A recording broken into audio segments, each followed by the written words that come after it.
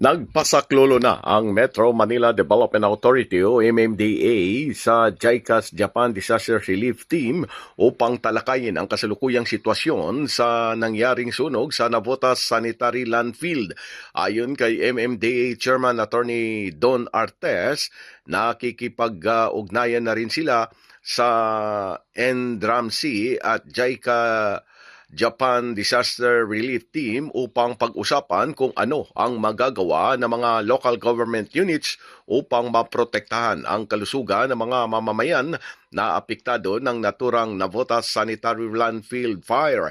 Bukod sa JICA's Japan Disaster Relief Team, pinatatawag na rin ng MMDA ang 17 mga representative na mga LGU sa NCR upang makiisa sa mga gagawing hakbang ng MMDA para tugunan ang problema sa Navotas Sanitary Landfill Fire.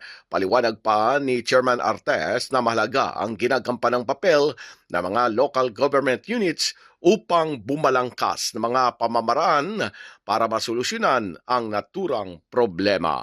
Pilipinas mula sa MMDA, Silvestre Rambulabay, Radyo Kayumanggi.